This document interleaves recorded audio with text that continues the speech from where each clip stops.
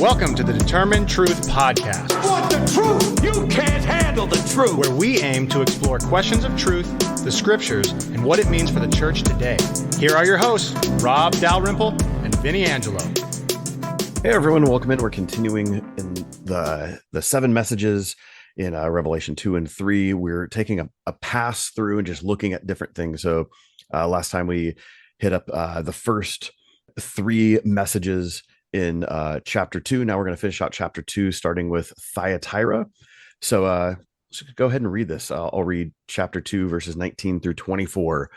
I know your works, your love and faith and service and patient endurance, and that your latter works exceed the first. But I have this against you, that you tolerate that woman Jezebel, who calls herself a prophetess and is teaching and seducing my servants to practice sexual immorality and to eat food sacrificed to idols. I gave her time to repent, but she refuses to repent of her sexual immorality. Behold, I will throw her onto a sickbed, and those who commit adultery with her I will throw into great tribulation unless they repent of her works. And I will strike her children dead, and all the churches will know that I am he who searches mind and heart, and I will give to each of you according to your works. But to the rest of you in Thyatira, who do not hold this teaching, who have not learned what some call the deep things of Satan, to you I say, I do not lay on you any other burden. So with this, Thyatira, this church has been growing in their faith. Your works of late are greater than at first. Yeah. What do we mean by works? Right. Yeah. Good news a little bit, right? Yeah. Again, so here we mentioned in our last episode that I know occurs 12 times. Mm-hmm. And typically it's I know your works. I know your works, and your works are, and what actually in the Greek construction, I won't get into the details of it, but it's I know your works. And then it says your love, faith, service, and perseverance. And the love, faith, service, and perseverance actually become the definition of what your deeds are. I know your deeds are, I know your works.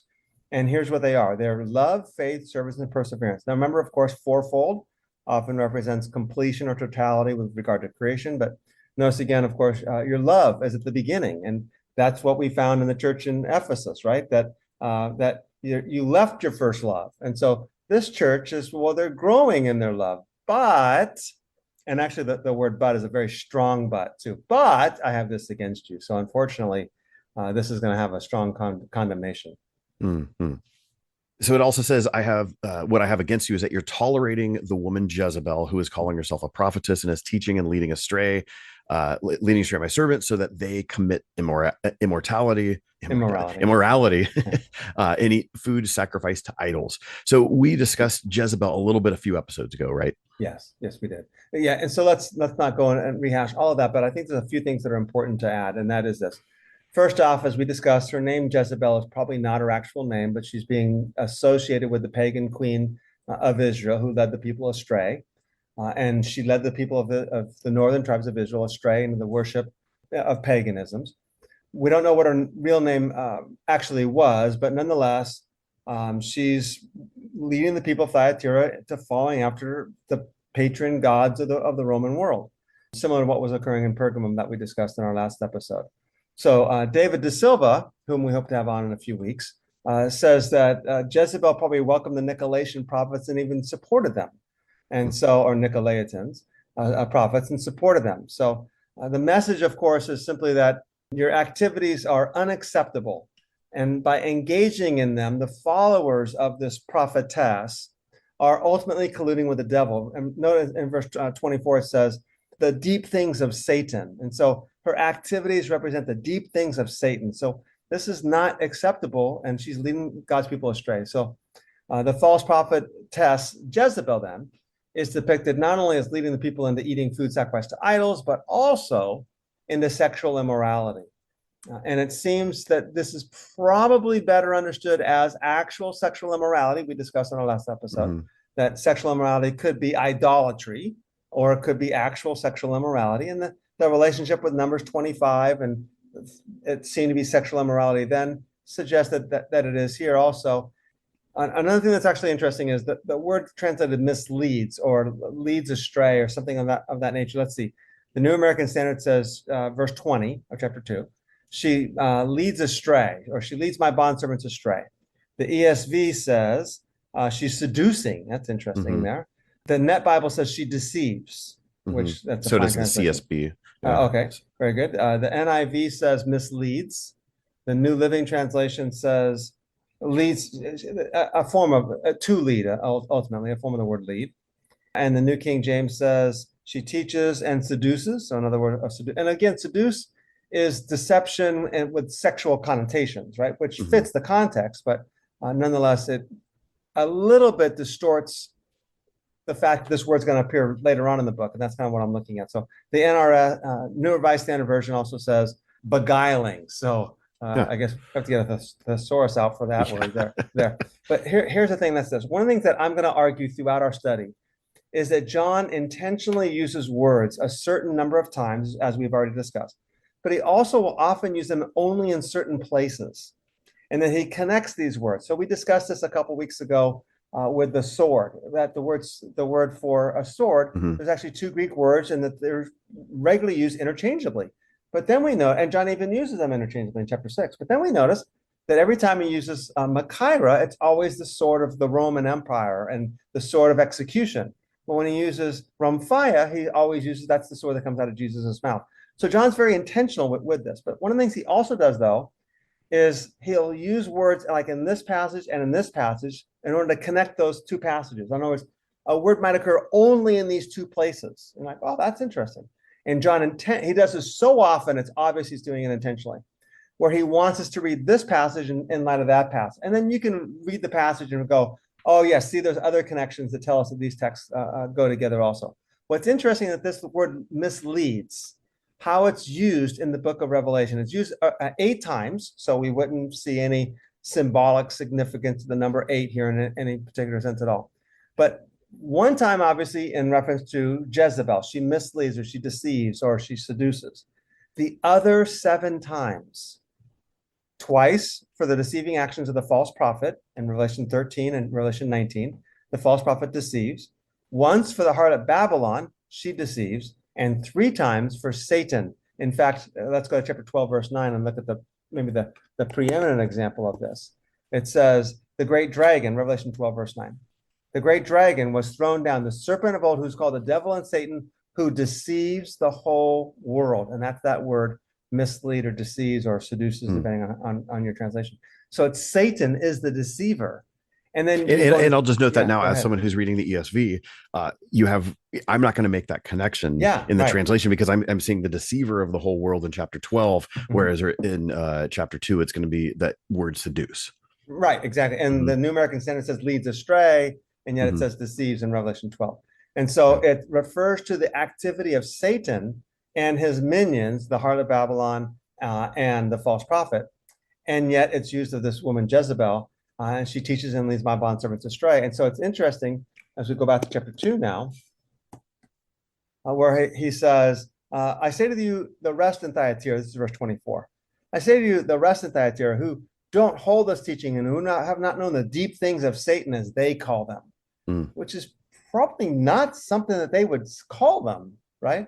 It seems like some kind of title that you impose on them. So exactly what John means by that is uncertain, but the connection with Satan is indicated by the fact that John has used this word deceives to say, this woman is deceiving, seducing, leading God's people astray, just like Satan does.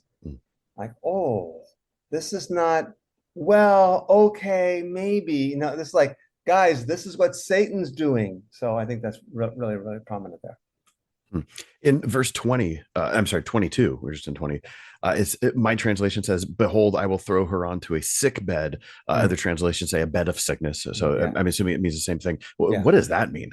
Yeah. Well, so this is also another common principle that's going to find basically in the prophetic works. Obviously, you see it in Jesus too, but obviously in the book of Revelation.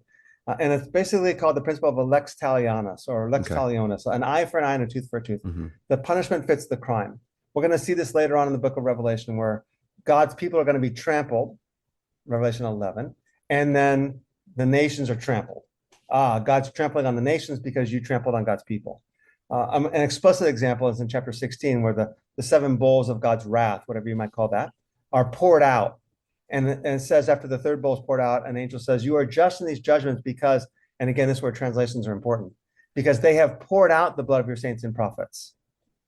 the bowls are being poured out because they poured out the blood of your saints and prophets. And by the way, a lot of translations said they shed the blood of your saints and prophets.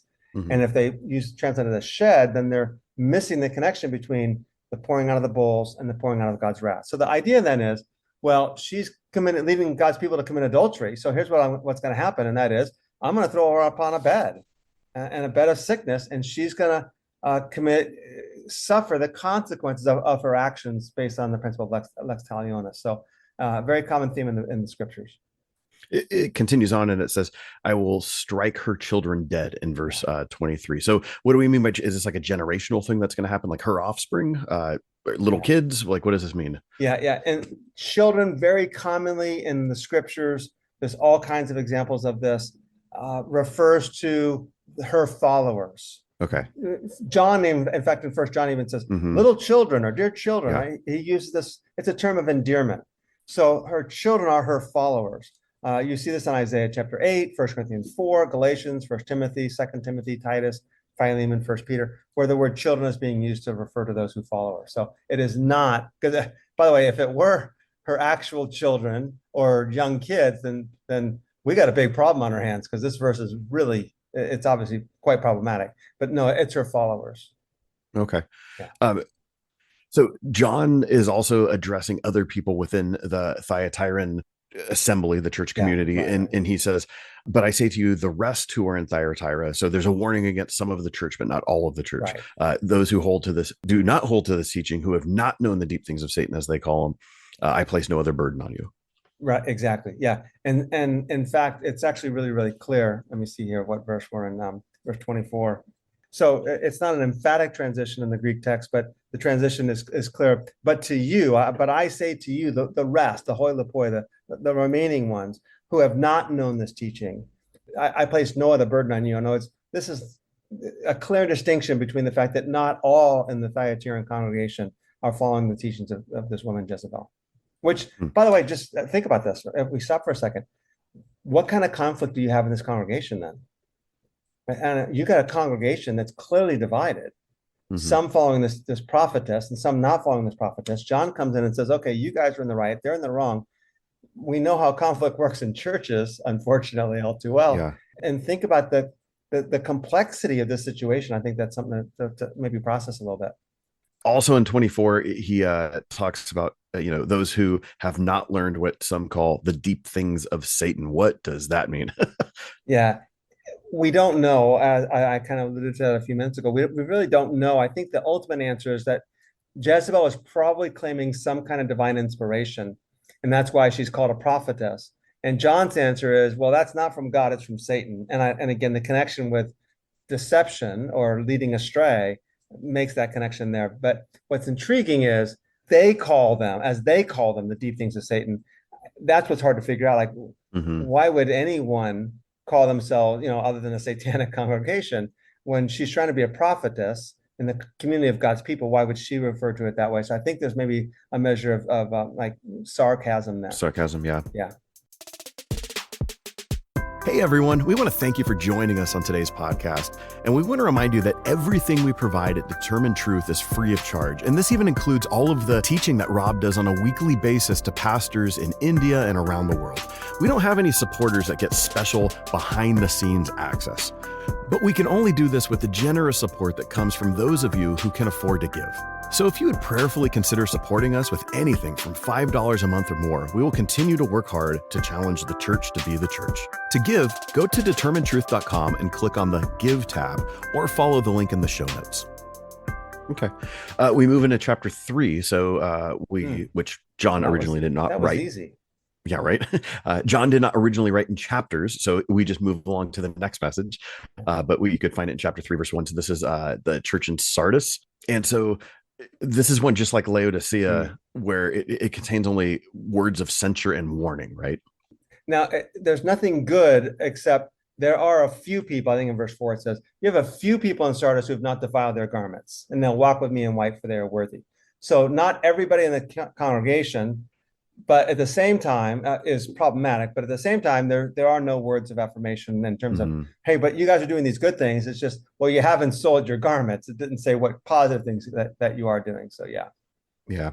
One of the two bad churches. Sardis and Laodicea, the fifth and seventh letters, or fifth and seventh messages, have no positives, only negatives. Mhm. So the church in Sardis is told, you have a name that you are living and you are dead. Wake up and strengthen the things that remain, which were about to die, for I have not found your works completed before my God. So what was the specific problem at this church, do you believe? And this, again, talking about applying it to the modern day context, there is, all right, they have a reputation for being a good church, and they probably were in the past. And now John's coming in saying, well, you're not now. Mm. I mean, if we were to stop here, like hold everything. I'm like thinking, oh, there's a whole conversation you and I could have about this. Oh, yeah. Well, how problematic is that? Because what congregation is going to listen to them? Yeah. The answer is, we've done all these great things. Yeah. And the answer is, okay, great, but what great things have you done recently, or are you doing now? And the reality is it's hard for a congregation who looks back on their past, who really did do great things, to see the fact that right now they're not doing anything great at all. Mm-hmm. So you have a name that you are alive, but you're dead. Wake up and strengthen the things that remain, which we're about to die. So I think the first indication is the fact that the title for Jesus, remember, each of the seven messages have a title for Jesus that's unique, pretty much basically unique to each of the seven churches. Mm-hmm. And that the title for Jesus, or the description of Jesus at the beginning of each of the messages, relates to the message itself. So to the church in Sardis, Jesus is the one who has the seven spirits of God, which are the Holy Spirit most likely, and the seven stars. And I think this parallels loosely the message of the church in Ephesus. But it suggests that they've lost their love and their witness, and they're lacking all this altogether. So it's deeply problematic. And I think the fact that they think they're doing well, but they're not, it's one of those, you want to go there and go, okay, what did they do with this message? When they read Revelation, what did they say?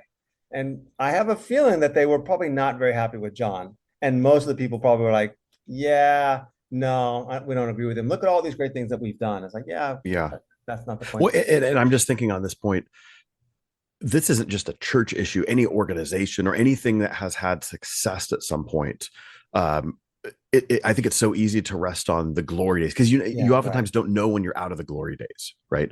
I'll use a non-church example of this, and you'll appreciate this one. But you look at Al Davis and the Oakland Raiders. This guy's like a pioneer of football. He does these great things in the 60s and 70s, win a couple Super Bowl in the early 80s, and then does nothing for decades, right? But in his mind, he's this brilliant genius guy. He's going to keep doing it the way he's always been doing it or whatever, and he runs things into the ground. And that could happen with any kind of organization, I think, that has had some level of success at some point. You see it with churches all the time, where they're resting on something. And you even see it where they've had success. And I don't even know.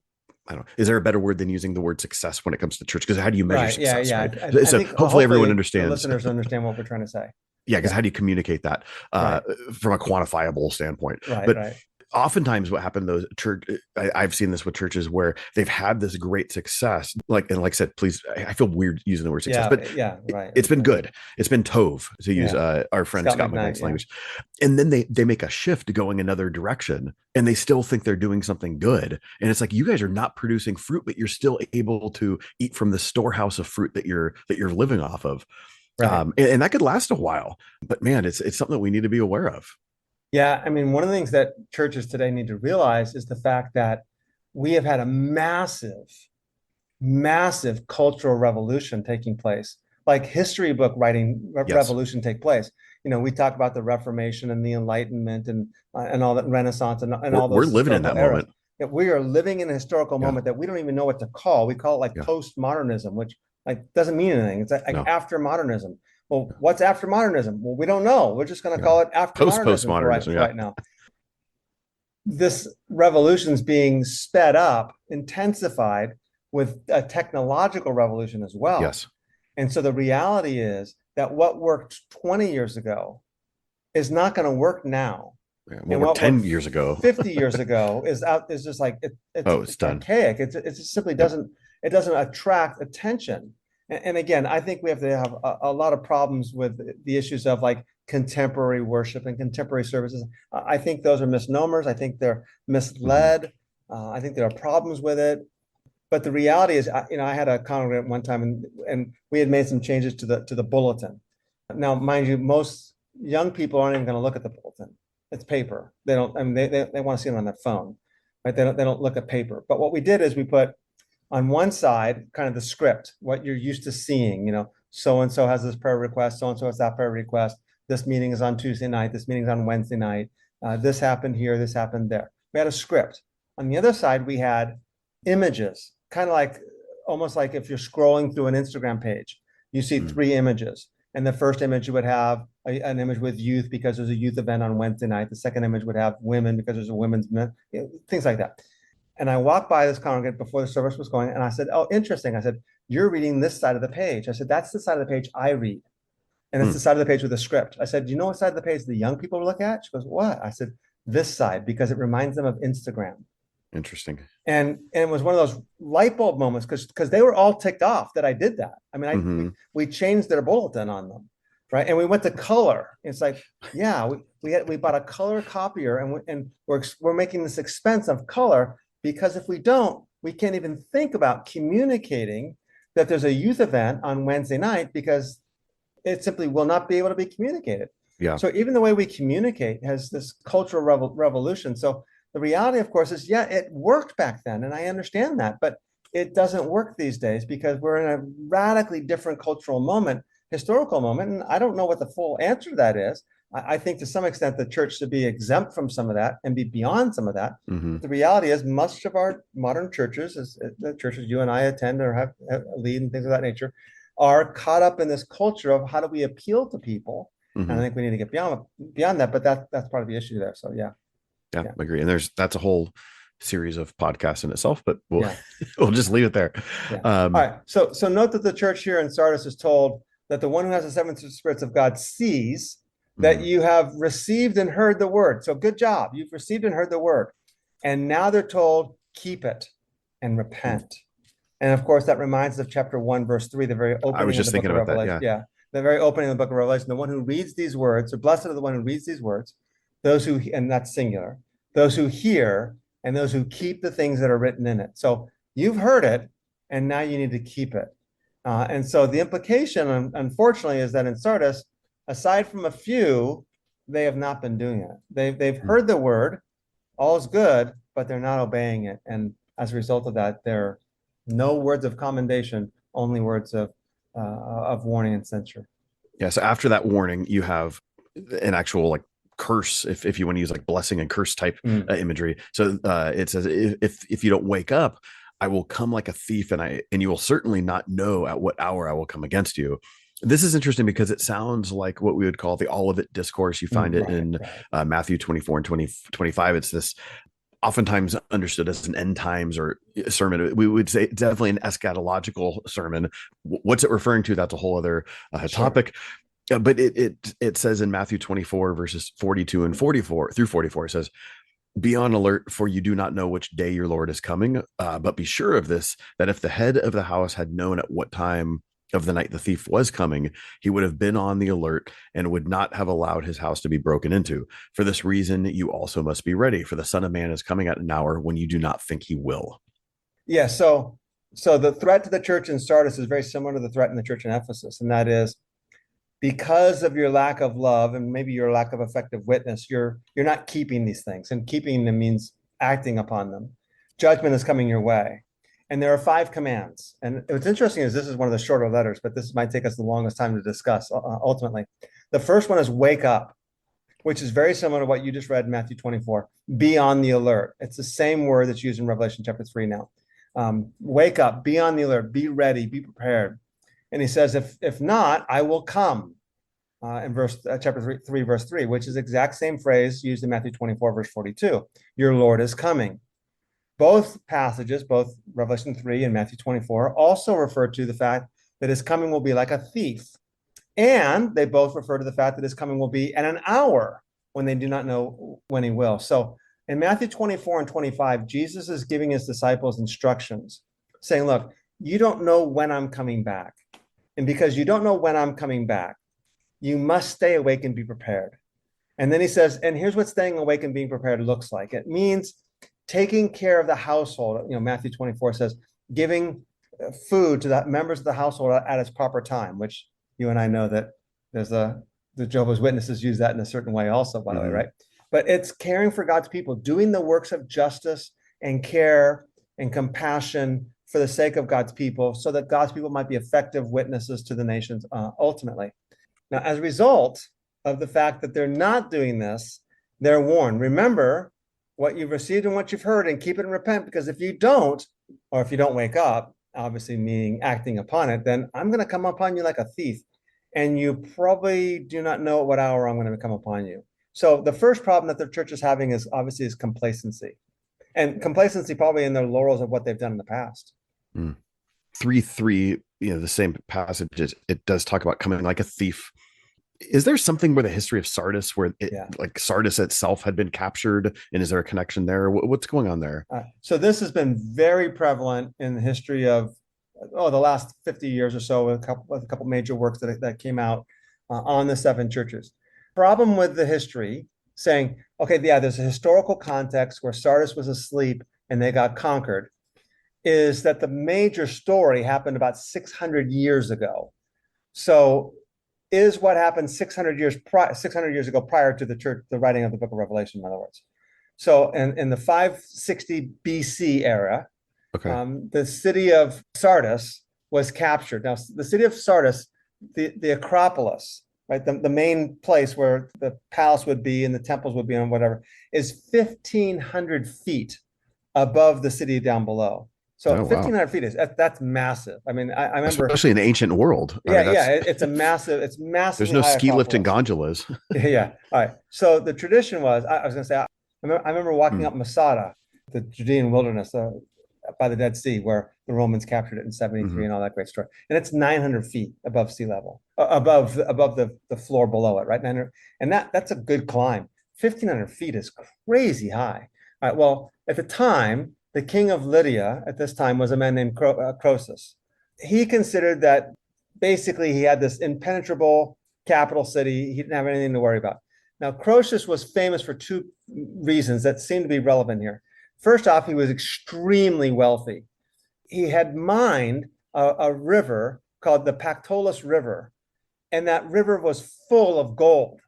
When he mined it, he had storehouses of gold that he had stored up. In fact, the mythical King Midas allegedly washed his hands in the river Pactolus in order to rid himself of the Midas touch. That's how much famous this river was. So Croesus was renowned for his wealth. And in fact, he's the one that funded the building of the Temple of Artemis in Ephesus. Now, the Temple of Artemis is one of the seven wonders of the ancient world. It was massive. It's 4 times bigger than the Parthenon in Athens. Very, very, very, very wealthy. But secondly, he's also famous for his arrogance and complacency. In fact, stories were told years after his death of his arrogance and complacency. Basically, like kids in school would be taught, hey, let me tell you the story of Croesus and his arrogance and complacency so that you will not be like him. And he became that legendary. So the story was told that he went to the oracle at Delphi. And the oracle at Delphi, by the way, is a crazy location there. But he went to the oracle at Delphi and he asked, should he wage war against the Persian king Cyrus? And you might know of the name Cyrus. Of course, he's mentioned in the book of Isaiah and the Persian king Cyrus that let the Israelites return home after captivity from Babylonian captivity and all that good stuff there. All right, so Croesus goes to the oracle at Delphi and says, hey, should I wage war against King Cyrus and the encroaching Persian army? And he received this message from the oracle at Delphi. And the message was this: on the day that you cross the river Halys, which is into Persian territory, you will surely destroy a great empire. So it's like, oh, awesome. He thought, of course, that meant sure victory. And the reality is this, that the day that they crossed the river Halys, he indeed destroyed a great empire. It just happened to be his own empire. And what happened was that during the battle, the first battle ended kind of, didn't really get anywhere. And then the winter season kind of came along. And so during the winter season, he withdrew to his 1,500 high foot Acropolis in Sardis. And he thought, well, this is impenetrable. It's unconquerable. I'm totally safe up here. And he did not have it guarded. He didn't even post any guards. So what happened is, and we know this from a man named Herodotus, who's a Greek historian. He says a Persian soldier climbed the cliff where there was no guard stationed at one part of the cliff, and he basically walked into the Acropolis and he opened the gates, let the invading army come in, and Croesus indeed had destroyed a great army after he crossed the river Halys. The Acropolis was captured again 300 years later by a man named Antiochus the Great, or I think he was self-named Antiochus the Great, by the way. He was Antiochus the Third. Vinnie, you might know of Antiochus the Fourth, Epiphanes. Yes, Epiphanes, who's famous for the Maccabean era. Well, his daddy, 160s, Antiochus the Third, his army besieged the city of Sardis in 215 BC. And they besieged it for over a year without any success. And then finally, one of his soldiers said, you know what, I know how I can do this. And what he did is he noticed that there was a bunch of birds that were doing their business and kind of resting up on one area of the Acropolis up there. And he's like, there's no way that area is guarded, because if it was guarded, the birds wouldn't be there. Mm-hmm. So he waited till there was a moonless night. So it was totally dark. And he scaled it. I don't think he even scaled it alone. But anyways, they climbed up the Acropolis, went up and opened the gates, and again, Sardis was conquered. So there's at least two instances where Sardis was sleeping and they were conquered. And the question is, does that lie in the background? I think contemporary scholarship has gone, yeah, I'm not sure that it is. I kind of think that it is, just because it's legendary. I don't know. It might have happened 600 years ago and 350 years ago, or whatever it might have been, or 300 years ago. But the reality is, if school children were still being taught these stories because don't be complacent like Croesus was, I kind of wonder if that is indeed what was lying in the background of this particular situation. Interesting. We hope you're enjoying the podcast, and we want to remind you that everything we do at Determined Truth, the podcast, Rob's blog, and our YouTube channel, is available on the Determined Truth app. Directions on how to download the app is available in the show notes and on the determinedtruth.com website. Just click on the app tab. So there's a few commands that John gives to the church in Sardis. The first one is to wake up. What's the next one, and how many commands are there? All right. So there's 5 commands given in this particular letter, or this particular message to the church in Sardis. The first is wake up and strengthen what remains. All right. The second is strengthen what remains, which was about to die. That's chapter 3, verse 2. And John's answer is, because I haven't found your deeds completed in the sight of my God. And you not only need to wake up, you need to strengthen the things that remain. And what remains is maybe, well, you have a few people that haven't sold their garments. Again, not saying that they did anything positive, but you've got something there that needs to be ignited, so that, because I have not found your deeds completed in the sight of my God. Okay. 3:3 are all these, like in 3:3 is, remember then what you have received and heard, keep it and repent. If you will not wake up, I will come like a thief, and you will not know at what hour I will come against you. So this is the main passage we've been talking about. Right. Are these those next 3 commands? Yeah, exactly. Those are the next 3 commands. Exactly. So no, they begin with therefore. So the command really is to wake up and strengthen what remains. And therefore, if they are to be watchful and strengthen what remains, then they're going to do these 3 things. First off, they're going to remember what they've received and heard. They must go back to the beginning, to the gospel and the foundations. You'll see Paul do this oftentimes. Remember this, remember this. All right. Secondly, then they're going to keep it or obey it, or depending on your translation. The idea of it is this continuous stress on obedience. And again, keep it and obey it means an act that's regularly done, not like once in a while going to church, but a regular act of obedience. And then the third is they're going to repent. They're going to repent. And again, this is something it'd just be interesting to see what the church in Sardis really did with this message, because you stop and go, a community that has a name that it's alive but really is dead, how willing are they really going to listen to this?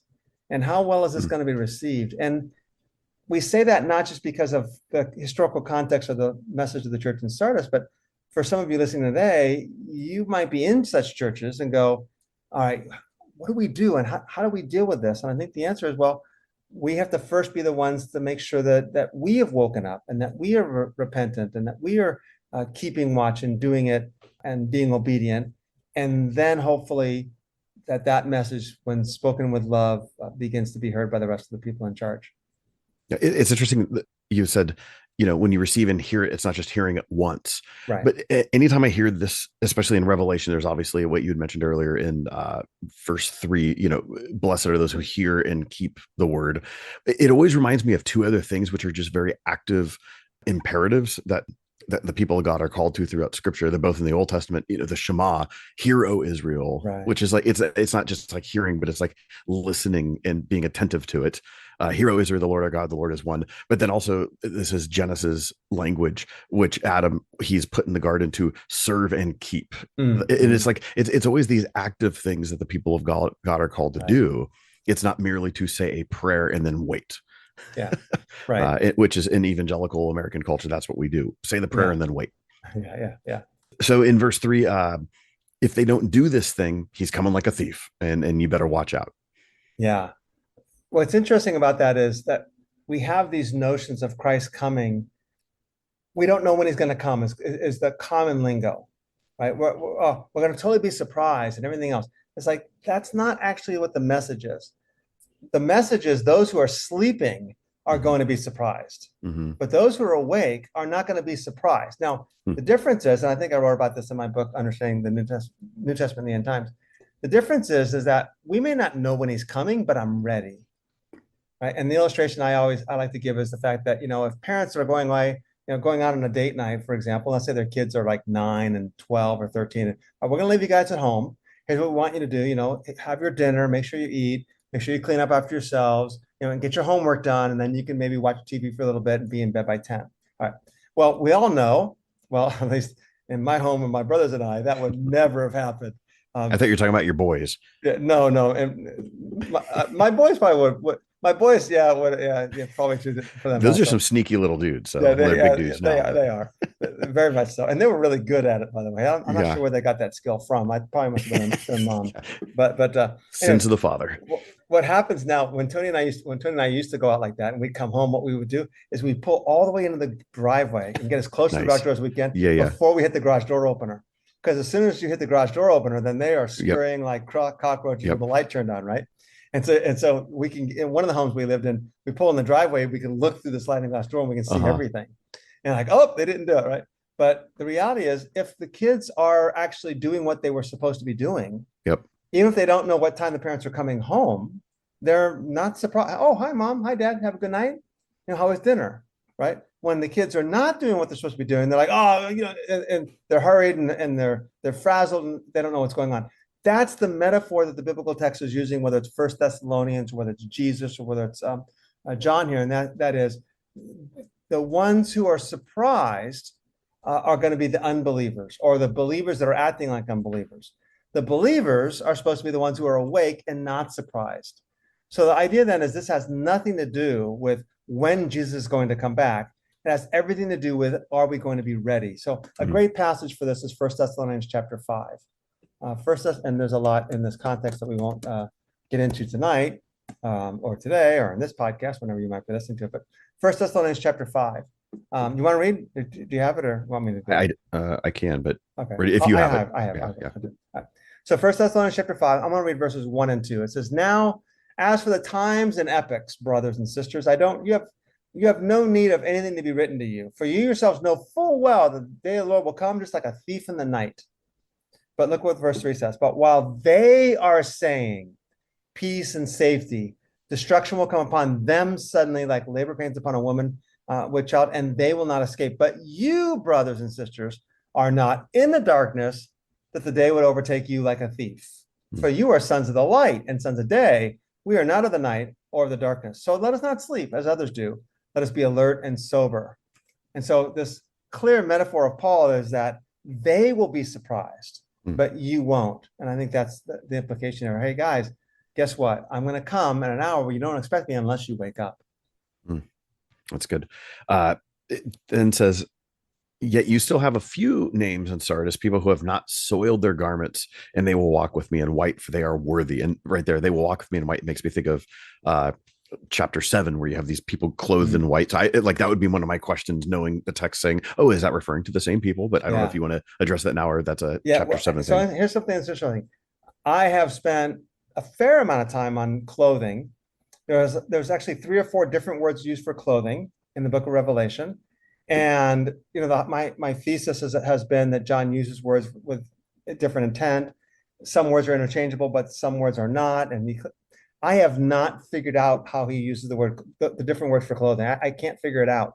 So is So this a different because they're clothed in robes of white, right? Isn't that how it is that how it reads I'd in have to chapter look it 7? up. I can Well, look you're it the up. scholar. Wash their robes in chapter 7, 14, and 22, 14. That's used twice. White clothes occurs 7 times, but there's 3 variants. Hmm. So there's one's a stole, a robe. That's chapter 6, 11, 7, 9, and 7, 13. So 6 and 7 are both referring to white robes. One's white garments, which is 3, 5, 3, 18, and 4, 4. And one's white fine linen, 19, 14. And so then you have fine linen used on 5 different occasions. You have a robe used on 3 different occasions, which it's always a white robe. You have clothed. Jesus is clothed. The angels are clothed. The armies of heaven are clothed. The word garments occurs. So white clothes occur 7 times. That's obviously important. The word for garments, hematios, is used 7 times. And that's why I can't figure out how it's being used, because my thought was, well, maybe one of the items of clothes is used for like the present age, and one's used for the eschaton. That doesn't work. One's used for the people of God in this situation. One's used for the people. It's like that doesn't work. One's used for the righteous. One's used for that doesn't work. I can't figure out how he's using the various words. He's got a long robe for Jesus. He's got a robe. He's got fine linen. He's got clothing. He's got garments. And I have flushed out every single one of these words and all of their uses, and I can't figure out what he's doing with it. At this point in time, I'm like, I don't think he's doing anything with these words, which is surprising because he does something with every other word, just about every other. Yeah. Like every time I look up a word, I'm like, okay, you can figure something out that's going on there. But so I can't figure it out here. Clothes is a common metaphor in the ancient world for one's moral and spiritual condition. And white clothes or clean clothes symbolized, as obviously, right, ethical, religious purity. Soiled clothes obviously implies immorality, irreligious conduct. And of course, that's used by the religious leaders to refer to the poor, the leper, and the outcast, because their clothes were obviously dirty and things of that nature there. So it was used kind of in an exclusionary way. In the ancient world, everyone wore white, not just the priests, especially when it came to worshiping at the temple and the presence of their God. So the idea of not soiling their garments is that their garments are white and that they are ethically and morally pure and ready for worship at the temple. Okay, interesting. Well, hey, that closes out those 2 letters. So I guess we're going to wait till next time and we'll get into the last 2 letters. No, not next time, because next time we have special guests. So we have an episode. Well, let's finish off this episode here in a second also, but we have an episode that we've been trying to get on the books for 4 months or more. And it's just been a scheduling issue. It's been a scheduling situation. So back in our 1 Corinthians study, we were talking about how we're all members of one body and how we all have gifts and we need to use those gifts. And we need to use the fullness of the congregation, the fullness of the community. And one of the issues that comes up is the issues of women in the church. And I think you and I have a little bit of difference of opinion on that, and that's totally fine. The problem is that women in the church are not treated the same as men in the church. Yes. Even if they're an egalitarian congregation. And egalitarian means that you believe in male and females are equal and women can preach and hold offices and be pastors and all that good stuff. And complementarian believes, well, they're equals, but only men can be pastors and only men can be ultimately the final authorities there. And the reality is women are not paid the same that work in churches as a man that they work right alongside of. The reality is that women might get promoted to a position that the previous person had, and they were called pastor, but they're not allowed to be called pastor. And the previous person, because they were called pastor, got a certain amount of pay, but they don't get that amount of pay. And women do certain work and they don't get credit for it because, well, we can't let the congregation think that this came from a woman. Lest the woman be taught teaching a man. And so the women end up being heavily abused in churches. And whether we like it or not, it's simply the reality. And it's almost egalitarian and non-egalitarian churches that women face this kind of abuse. So we wanted to have a couple of women come on and kind of talk to us and tell us about their stories, because I think it's just important that we hear this, because we can't make change regardless of whether you're complementarian or egalitarian. Mhm. We can't make change unless we understand what was really happening, what's really going on. So these women are going to come on. They're going to use pseudonyms. They can't be identified, especially because of their current role. And so that was part of the problem, part of the situation. How do we get them to come on there? And we just want to hear their stories, and we're probably going to weep with them, and we're probably going to wrestle with this and what does it mean, and figuring out what that means, and going from there. So what we're going to do is we're going to have this go live with the week after this particular episode is here. So as you listen to this episode, it'll probably go live like the first or second week of August of 2023. But then after it's been live for a month or so, we're going to backdate it to put it back in our First Corinthians episode. So if you're listening to this episode in a couple of years from now, it's not the next episode. It'll be the episode that we did 4 months ago. But as far as real time is concerned, we're going to be recording it next week. So yeah. So that's going to be good. So excited for that conversation. And now are we finished with this episode? Yeah, I mean, unless you have any closing thoughts on these two messages, these two churches. We talked a little bit about the modern church and the struggles there, and I'm not sure if you have anything else that you want to add. No, I just think that conversation of the modern church and even becoming complacent. Complacency would also then lead into the concept of being ready. Right, which becomes the theme in the second one, because if you're just complacent, you're probably not paying attention to what's happening, and you run a larger risk of just not being prepared. And so I would say that I would say there's a complementarian aspect to see what I did there, playing words. I saw that. Yeah. Thank you. I'll edit that out. Thank you. A nice parallel there between the types of warnings to have, because I think one can breed the other. I'm sorry. I thought something else also, and that is one of the things I've seen in churches also is that, well, we can't conform to the culture. We can't capitulate to the culture. The gospel doesn't change, and the culture's change, but the gospel doesn't change. It's like, the gospel doesn't change, but guess what? The way we present the gospel does. Yes. I think that's a lame excuse. It's an excuse to not change because you're comfortable, but the reality is, you might be comfortable, but the gospel is not being effective any longer. It's not reaching anybody, that no one's hearing it. And we need to be able to find a way to make sure that the gospel can be heard by others. So, yeah. With that, and I mean, this would actually be a really interesting, maybe we could look at, looking at actually church missions and vision and that sort of thing from an application standpoint. But Tim Keller, the late Tim Keller now, which is a weird thing to say, he has a really good book called Center Church, and it's kind of like an ecclesiology where it's very practical. And so he has this what he calls it as a theological vision for ministry. And so he'll say like, hey, what we need to do is the gospel, but how are you faithfully restating the rich implications for life and ministry and mission in your particular cultural moment? And that's his thing. It's like, no, the gospel doesn't change. But guess what? For him, ministering in the middle of Manhattan for 20 years, that's going to be, the gospel is going to be the same gospel that his friend in Kentucky is going to be preaching and his friend in Seattle is going to be teaching. But because of where they are at, they're going to contextualize that in a way for that moment, in a way that it's going to make sense. And you have to do that. And this is where you see this in missions all the time, where American Christians go to Jamaica and Christianize Jamaicans. And now what do they say? Rather than speaking to the Jamaicans' cultural context, they say, hey, and guess what? You guys have to use the King James Bible and wear suits. Right. Which is completely impractical in Jamaica. But it's so what you're doing is you're importing. But they did that, by the way. That's a real story. Yeah, that's a story. Yeah. I'm not making up something that sounds ridiculous. That's what it is.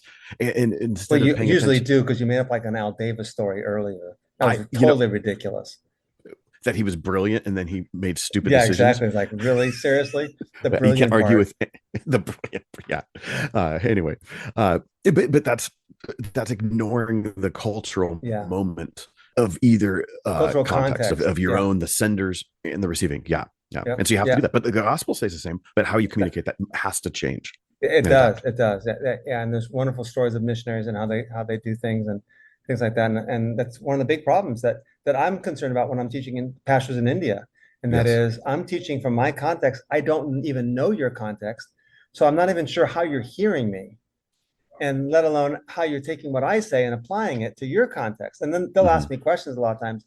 And I'm like, okay, I'm not answering that question because I'm going to give you my contextual answer, and that may or may not fit yours. And so it's really a difficult dynamic, but yeah, something we should be readily aware of. So, well, and that's just a theological principle you would say in general. Anytime you're interpreting something and learning how to apply it, you want to be careful when you come down with ironclad, closed fist applications and contextualization for things. So in the class I'm teaching right now on like a Christian ethic when it comes to politics, one of the things that we constantly challenge are our context, and we teach it to my congregation. Like I would teach this different if I was part of a different congregation, right? But we're focusing on our people. But one of the things we constantly challenge our people with is when you're coming up with a Christian position on something, you also need to recognize, am I coming up with a Christian position that's so dogmatic that and we're pushing it on people in such a way that says, can our brothers and sisters in China or Argentina or North Korea, can they apply this, or is this an American context thing? Right. And so, we say something like Christians ought to vote. Right? You have a duty to vote. Well, that means if I don't do it, I'm sinning. That means that our brothers and sisters who live in places where you cannot vote, that means they're living in sin all the time. And it's like, we're not thinking outside the box. We create theological categories that are so relevant to us. Or even a person in inner city who can't actually take time off of work to go vote, Doesn't even though access, technically their boss actually is supposed to allow them to do that, they can't get there. Exactly. And are they sinning now because they didn't vote? And they don't have that little sticker on their chest when they go to the Wednesday night Bible study, said, I voted, or Tuesday night Bible study, I voted. Yeah, absolutely. So excellent. All right. Hey, so we've pretty much solved half the church's problems already tonight. So I guess we'll finish the rest of it in 2 episodes from now. Exactly. So, all right, everyone, have fun. We'll catch you guys soon. I want to thank you for joining us on today's podcast, and we would love for you to share the work of Determined Truth with others. Please follow this podcast and give a review on iTunes, Spotify, or wherever you get your podcasts. Your review will go a long way towards helping others find this podcast. Then share it with others so that we can get the word of the gospel of the kingdom to more people.